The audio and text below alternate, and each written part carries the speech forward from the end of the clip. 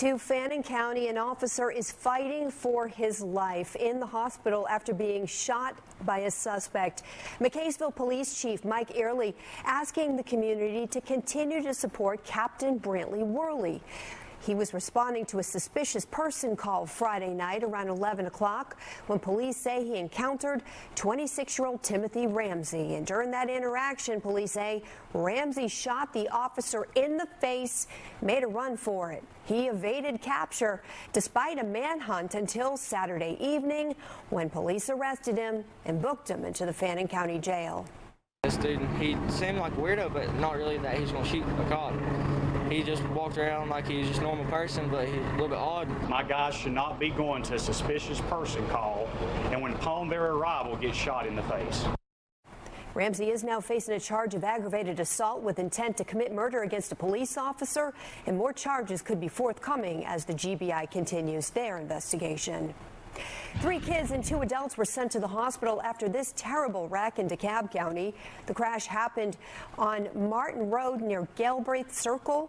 2 cars struck one another head on. Police are still investigating how this happened. We're working to find out the conditions of all the victims involved. Preparations are underway for conservative activist Charlie Kirk's memorial and funeral. Turning Point USA announcing it will be held at State Farm Stadium in Glendale, Arizona. Kirk died Wednesday in a shocking shooting caught on camera by many during a speaking event at Utah Valley University.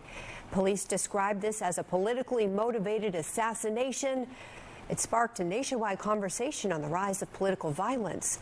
A 22-year-old man from Utah, Tyler Robinson, has been ID'd as the suspected gunman. And we have learned that Delta Airlines, Chick-fil-A, Children's Healthcare of Atlanta have all either fired or suspended their employees over comments posted online about the death of Charlie Kirk. This is an ongoing story. To learn more, visit fox5atlanta.com. And for the first time since his tragic death, we are hearing from Malcolm-Jamal Warner's widow.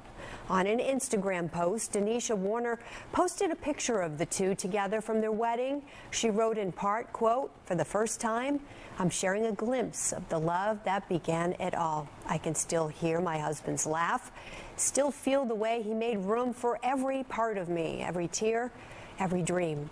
The beloved actor died in July while swimming in Costa Rica. President Trump has a new target for his federal crackdown on crime, announcing his plans to deploy National Guard troops to Memphis, Tennessee. This all comes after he's heavily teased sending troops to Chicago, where a routine traffic stop ended with the death of a man being stopped by ICE. Fox News correspondent Madeline Rivera has that story. This was supposed to be a routine traffic stop. ICE officers were aiming to arrest 37-year-old Silverio Villegas Gonzalez in Franklin Park, Illinois, half an hour outside of Chicago.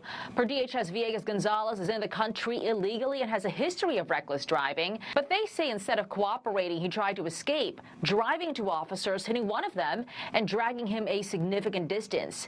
The officer shot the suspect, killing him. DHS launched Operation Midway Blitz in the Chicago area this week, which they say targets those who are in the country illegally and have criminal records. The city had also been bracing for a deployment of the National Guard after President Trump threatened to send them in response to the city's crime rates. President Trump now says, though, he's got another city in mind. We're going to Memphis. Memphis is that's the next city. Deeply troubled. The National Guard and anybody else we need. Memphis has struggled for years with high crime rates and homicide numbers, but local officials say that record has been trending down recently. So they're not happy with the National Guard potentially coming to their city. Send police, send FBI agents, send law enforcement agents who can get guns off of the street. Don't send armored vehicles. Don't send men and gals in military fatigue.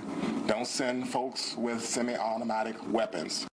As the president turns his attention south, the Washington Post reports per Pentagon planning documents, the administration has drafted a proposal to activate 1,000 Louisiana National Guard troops. The plan would allow the military to supplement police in cities like New Orleans and Baton Rouge.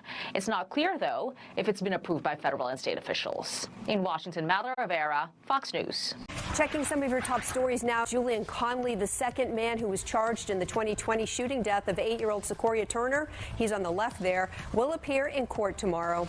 Turner was shot and killed when someone opened fire on her mom's car near the Wendy's restaurant on University Avenue. That was the site of protest following the shooting death of Rayshard Brooks at the hands of Atlanta police.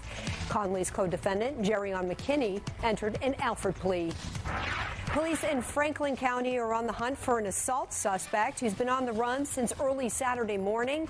Police say Clinton Miller was involved in an incident that sent another guy to the hospital and then took off in a stolen vehicle. Police say he took them on a short chase that ended with him crashing through a pasture fence into a tree. They say he's armed and dangerous.